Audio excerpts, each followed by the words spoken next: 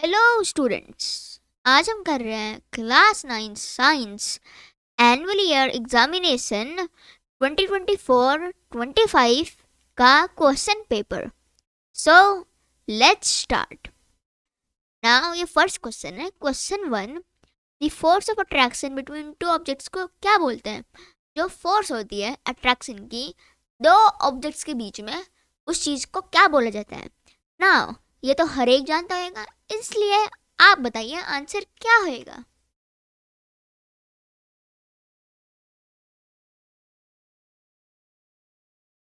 अगर आपने option A gravitational force correct बोला तो फिर आप सही होएंगे, क्योंकि जो ग्रेविटेशनल फोर्स है इसी फोर्स को बोलते हैं the force of attraction between two objects. जो बाकी सारे ऑप्शंस हैं वो इनकरेक्ट है। क्यों? बिकॉज देख लेते हैं मैग्नेटिक फोर्स। जो मैग्नेटिक फोर्स है उसमें टू ऑब्जेक्ट्स जो मेटल्स हैं उनकी नेसेसरी होती है, ज़रूरत होती है उनकी अट्रैक्शन के लिए। एंड ये तो ग्रेविटेशनल फोर्स के बारे में बात कर रहे हैं, जहाँ पे बस एनी टू ऑब्जेक्ट्स के बीच में अट्रैक्शन हो रहा है, इसलिए option A gravitational force correct होएगा। फिर बाद में question 2। The acceleration due to gravity on the surface of the earth is approximately। now ये भी एक बड़ा आसान क्वेश्चन है, इसलिए इसका आंसर क्या होगा?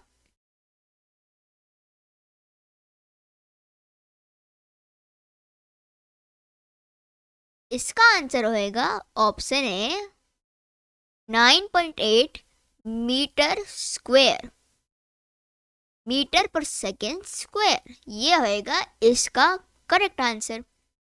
फिर बाद में question number 3। The value of universal gravitational constant क्या आएगा?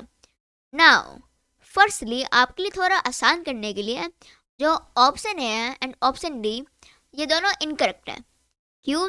बिकॉज जो इनमें यूनिट्स है वो गलत है, ये गलत यूनिट्स है। ना ही यूनिवर्सल ग्रेविटेशनल कांस्टेंट की यूनिट न्यूटन अपॉन केजी होती है, ना ही मीटर पर सेकंड होती है। ये दोनों गलत है, इसलिए ऑप्शन बी या ऑप्शन सी के बीच में कोई हो सकता है आंसर। तो आप बताइए आंसर क्या होना चाहिए?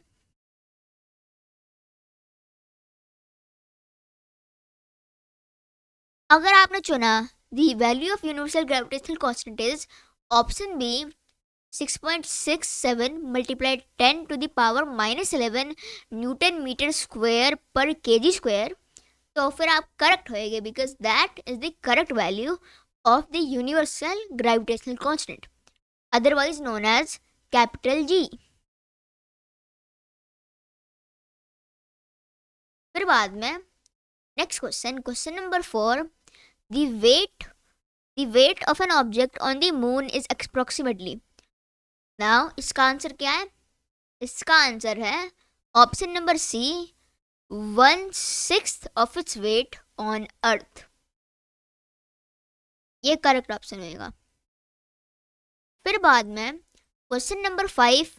The inertia of an object tends to. Now ये भी एक बड़ा आसान क्वेश्चन है, आप खुद ही बता सकते हैं कि इसका आंसर क्या होना चाहिए। आफ्टर ऑल जो न्यूटन का फर्स्ट लॉ ऑफ मोशन था उसमें भी हमें थोड़ा सा इनर्शिया के बारे में पता चला था।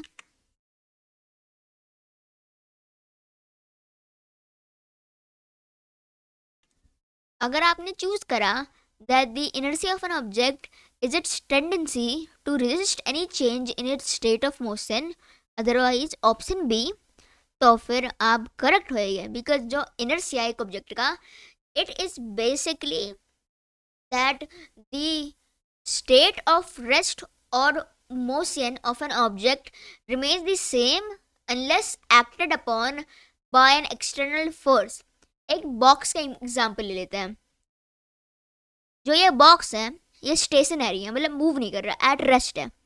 हाउएवर जब आप इस डब्बे को मूव करोगे अपने हाथों से तो फिर ये आगे बढ़ेगा। That is an example of inertia. And जैसे एक ऑब्जेक्ट का मास बढ़ता जाता है, बोल देते हैं 10 किलोग्राम का बॉक्स है, पहले ये 1 kg का था, अब ये 10 किलोग्राम का हो गया, तो फिर इसके स्टेट ऑफ रेस्ट को चेंज करना और भी मुश्किल होएगा। फिर बाद में question 6। According to Newton's third law of motion the action and reaction forces act on. Now आपने न्यूटन का थर्ड लॉ ऑफ मोशन तो जानते हो क्या, एक्शन एंड रिएक्शन के रिगार्डिंग। तो जो एक्शन एंड रिएक्शन फोर्सेस है वो किस ऑब्जेक्ट में या कैसे एक्ट करती है, बताइए आप।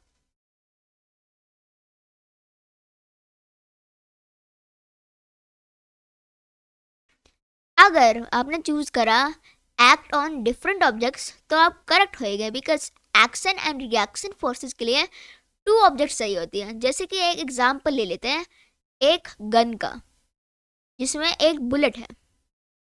नाउ जो ये बुलेट है ये एक्शन करती है एंड जो ये गन है उसमें एक रिएक्शन फोर्स होती है, एंड इस टाइप की रिएक्शन एंड एक्शन फोर्सेस को रिकॉइल भी बोला जाता है। तो इस वाले एग्जाम्पल में हमें कितने ऑब्जेक्ट्स की जरूरत हुई, टू ऑब्जेक्ट्स की या डिफरेंट ऑब्जेक्ट्स। एक तो है बुलेट एंड दूसरी है गन, इसलिए जो ऑप्शन बी है that will be the correct answer. फिर बाद में question number 7, a force of 10 Newton acts on an object of mass 2 kilograms. What will be the acceleration of the object? Now इस वाले question को solve करने के लिए आपको इक्वेशंस एंड जो फोर्स का फॉर्मूला है वो यूज़ करना है। लेकिन इसके अलावा ये काफ़ी आसान क्वेश्चन है, इसलिए आप ट्राई करें।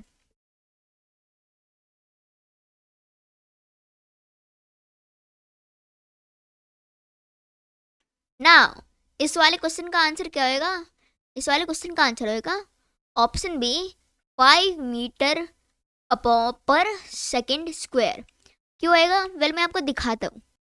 नाउ जो अब हमें ये निकालना है एक्सेलरेशन, तो इसके लिए हम सारी की सारी जो वैल्यूज़ है वो फोर्स के फॉर्मूला में डालेंगे। तो फोर्स का फॉर्मूला क्या है, फोर्स का फॉर्मूला है F is equal to ma। This is the formula of force, ठीक है। तो फिर वैल्यूज क्या है, सबसे पहले हमें फोर्स दे रखा है 10 एंड हमें जो मास है वो दे रखा है 2 किलोग्राम्स। इसके साथ साथ जो ए है वो तो हमें निकालना है, इसलिए जो 2 है वो ए को मल्टीप्लाई करेगा, इसलिए दूसरी साइड में जाके वो क्या करेगा, वो डिवाइड करेगा 10 को। एंड जैसे आप सब जानते होंगे जब 2 10 को डिवाइड करता है तब क्या आता है, तब आता है 5। इसलिए जो ए की वैल्यू है वो जाएगी 5 मीटर पर सेकेंड स्क्वायर। सो जो ऑप्शन बी है वो करेक्ट आंसर होएगा। फिर बाद में next question, question number 8, momentum is defined as. Now इस वाले क्वेश्चन में हमें मोमेंटम का फॉर्मूला निकालना है। तो मोमेंटम का फॉर्मूला क्या है आप बताइए।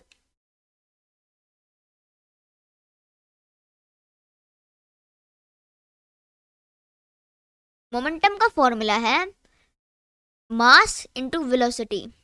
इसको हम ऐसे भी लिख सकते हैं P इक्वल्स mv, जहाँ पर P रिप्रेजेंट करता है मोमेंटम को, m रिप्रेजेंट करता है मास को एंड v रिप्रेजेंट करता है वेलोसिटी को। फिर बाद में next question, xylem in plants is responsible for. Now जो प्लांट्स में जाइलम होता है वो एक ट्रांसपोर्टेशन ऑर्गन होता है। वो किस चीज़ के लिए रिस्पॉन्सिबल होता है, वो क्या चीज़ ट्रांसपोर्ट करता है, इट ट्रांसपोर्ट्स वाटर। इसलिए जो ऑप्शन बी है वो करेक्ट होएगा। जो ऑप्शन है transport of food, transportation of food, ये तो फ्लोएम का काम है, इसलिए ऑप्शन बी करेक्ट होएगा। फिर बाद में question number 10, which of the following is a connective tissue. Now connective tissue क्या होता है, वो different parts of the body को कनेक्ट करता है एक दूसरे के साथ। तो इनमें से कौन सा कनेक्टिव टिश्यू माना जाएगा आप बताइए।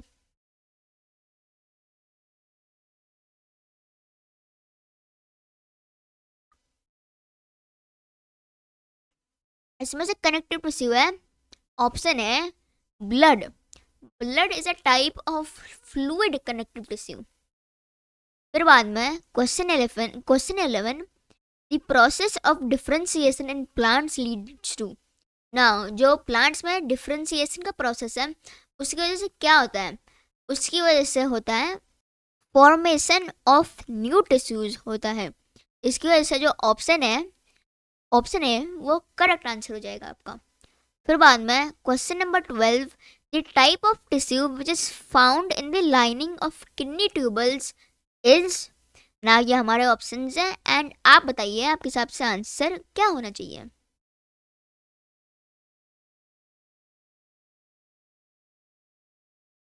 क्यूबॉइडल एपिथेलियम और ऑप्शन सी जो क्यूबॉइडल एपिथेलियम है वो एक टाइप का एपिथेलियल टिश्यू है जो किडनी ट्यूबल्स के साथ साथ एल्वियोलाई ऑफ लंग्स में भी पाया जाता है। इसलिए जो ऑप्शन सी है क्यूबॉइडल एपिथेलियम वो करेक्ट आंसर होएगा।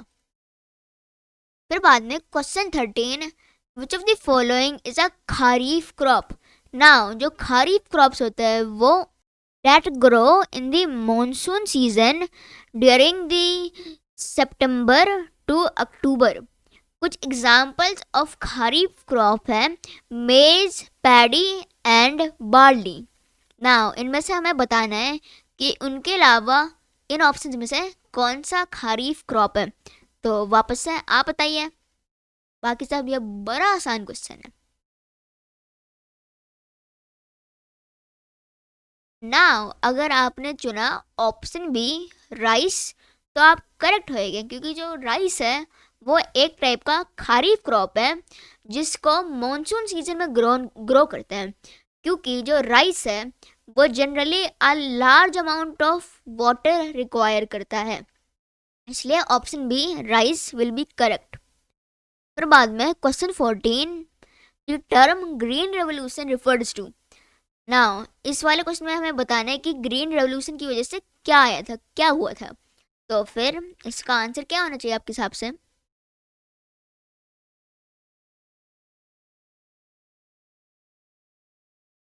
अगर आपने ऑप्शन बी सोचा तो फिर आप करेक्ट होएंगे, बिकॉज जो ग्रीन रेवोल्यूशन था उसका अफेक्ट ये था that it resulted in the increase in agricultural production due to improve technology. जब ग्रीन रेवोल्यूशन आया था तब उसकी वजह से वेरियस टेक्नोलॉजीज इम्प्रूव हुई थी, जैसे कि उसकी वजह से पेस्टिसाइड्स, वीडिसाइड्स, इंसेक्टिसाइड्स ये सारी चीज़ आई थी। उसके साथ साथ tractors and other methods of farming introduce हुए थे इंडिया में, एंड इस सब की वजह से जो एग्रीकल्चरल प्रोडक्शन था वो इंक्रीज हुआ था, बिकॉज ऑफ विच इसकी वजह से the rate of crops, the amount of crops that are grown every year increased by a lot। इसलिए जो ऑप्शन बी है वो करेक्ट आंसर होएगा। फिर बाद में question 15, which nutrient is provided by leguminous plants in the soil. जो leguminous plants होते हैं जैसे कि पीज, वो एक एग्जांपल हो गया, वो कौन से न्यूट्रिएंट को प्रोवाइड करते हैं सॉइल में। नाउ आपके हिसाब से इसका आंसर क्या होना चाहिए। इसका आंसर है ऑप्शन सी नाइट्रोजन। जो लेग्यूमिनस प्लांट्स होते हैं जैसे कि मटर और पीज, ये टाइप के क्रॉप्स सॉइल को न्यूट्रिएंट्स प्रोवाइड करते हैं सच एज नाइट्रोजन। इसकी वजह से कुछ स्पेसिफिक क्रॉपिंग पैटर्न्स में अल्टरनेटिंग रोज प्लांट होती है ऑफ डिफरेंट क्रॉप्स जिनमें से लेग्यूमिनस प्लांट्स होते हैं, क्योंकि जो ये टाइप के प्लांट्स होते हैं ये नाइट्रोजन प्रोवाइड करते हैं जो बाकी सारे क्रॉप्स के लिए क्वाइट बेनिफिशियल होता है। फिर बाद में question number 16, which of the following is a method of fish culture. इस वाले क्वेश्चन में हमें बताना है इनमें से कौन सी चीज़ है refers to the practice of culturing fish. तो फिर आप बताइए आपके हिसाब से क्या होना चाहिए।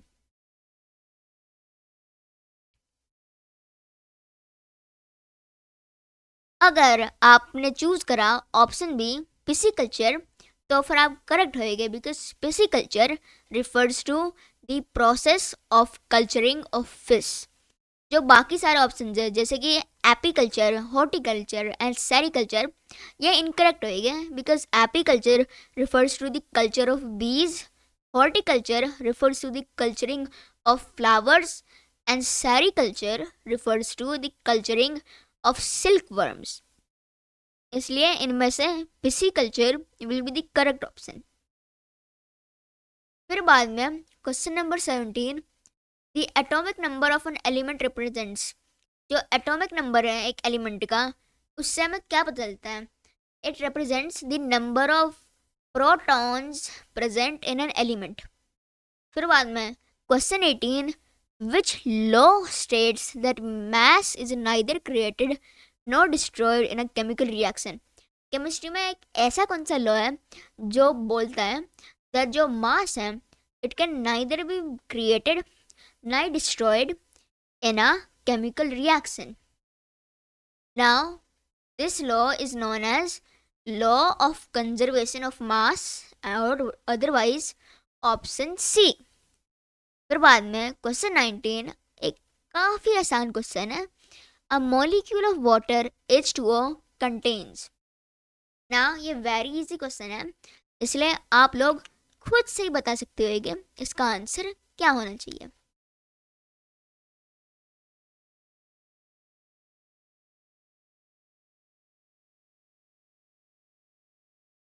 नाउ अगर आपने चुना 2 hydrogen atoms and 1 oxygen atom तो फिर आप करेक्ट होएंगे। इसलिए जो ऑप्शन ए है 2 hydrogen atoms and 1 oxygen atom, ये करेक्ट आंसर होएगा। फिर बाद में final MCQ question number 20, the relative atomic mass of carbon is. Now आप सबने ये भी पढ़ाएगा जो एटॉमिक मास है कार्बन का वो क्या होता है, वो होता है ऑप्शन सी 12। एंड इससे जो सेक्शन ए है एमसीक्यूज वो ख़त्म हो गया। तो फिर नेक्स्ट पार्ट्स में हम section B and section C को कवर करेंगे। इसलिए अगर आपको ये वीडियोस भी चाहिए then make sure to like the video, subscribe to the channel and share this video with your friends and family. Bye bye.